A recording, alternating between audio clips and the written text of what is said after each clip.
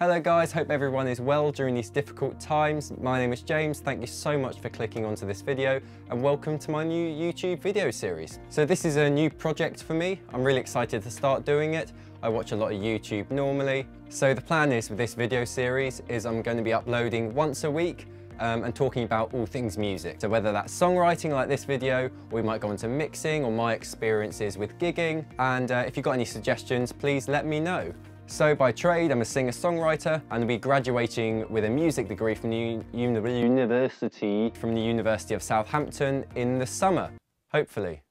And in no way am I an expert in any of these areas, but I have a good understanding of several of them, and actually having my thoughts from someone who's not been doing this for years and years actually might be more useful for some of you who may be just getting into this sort of stuff. And on a more personal side, I'm planning for this to be a kind of vlogging kind of thing as well, so we'll see what happens. If you have any suggestions for videos that you'd like to see me make, please let me know in the comments below. I'd be really interested in knowing what you'd like to hear from me and if I can, add anything to your day whilst we're stuck indoors. So this isn't going to be a comprehensive look on songwriting, and in no way am I qualifying I'm a great songwriter, but I've written enough to have a few thoughts on the subject. These sort of ideas may not relate to you at all, but that's fine because everyone's different and finding your way in songwriting is the most important thing, finding what's most comfortable for you. So the first thing to say is I've written quite a few songs, most of which are absolutely awful and have never seen the light of day, which is brilliant. Ed Sheeran has said before that songwriting is like running water through a dirty tap. Before you start getting clean water, you have to run the pipes enough to clear out all of the mud. So all your first songs are going to be awful, and that's okay. So one of the most important things is there's no such thing as a bad idea. You can start with what you think is a silly idea, like my dog playing. Now that thought about your dog may not be the end result for a song, but that idea could take you to another place in which inspires a really great song. Always write it down. One song I started writing was based off a night out with my friends. So the story is, my friends left the pub whilst I was still at the toilet.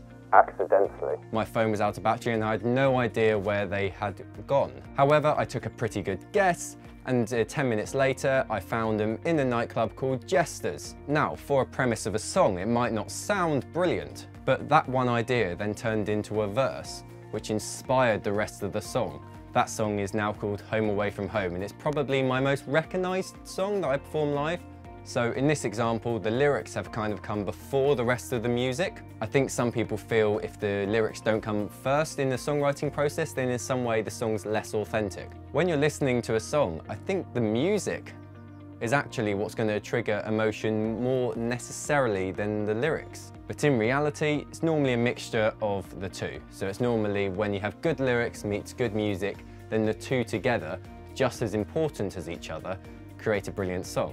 Just to clarify, I'm not saying that's always the case. Like Bob Dylan, brilliant lyricist, awful singer. I think it can work, either way as well. There's a song I'm working on at the moment, provisionally called Lucky. The lyrics are awful, and I'm going to rewrite them all. But A, I got them down. B, the lyrics then inspired the backing behind it. So going out of this process, I'm going to use the track behind it, which absolutely slaps. And hopefully, I'm going to create a really cool track out of this backing that effectively came before the final lyrics. And you might have cases where the instrumental comes before any of the lyrics at all. So usually a lot of my songs start from little ideas. This will normally be a lyric or a little melody or both together, in which I'll pick up later and try get a song out of. So anytime I'm out and about, I'll have my phone with me, and if I have an idea, I'll record it in my voice notes app.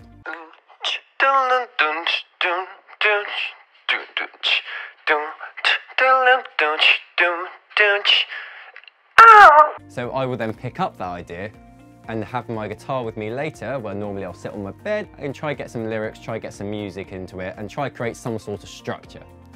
One really useful tip is if I'm trying to write a song about the sea maybe, I'll jot down a load of words related to it. So that might be water, that might be sand, umbrellas, sandcastles, sky, etc.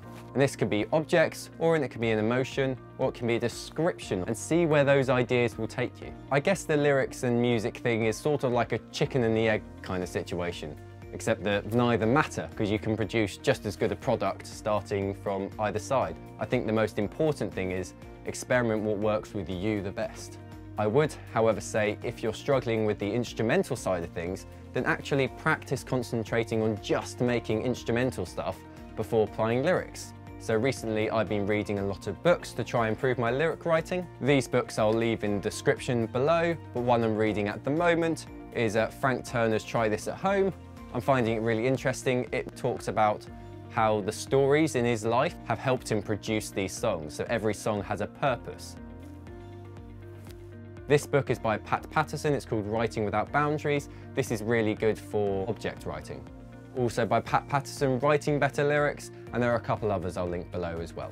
So there you go guys, thank you so much for watching. Those were just a few of my thoughts on songwriting. Thank you for watching me ramble on all this time. This is my first time doing it, so I really appreciate the support. If you did enjoy the video, please consider liking and subscribing, and let me know in the comments what you'd like to see in the future. Thanks so much.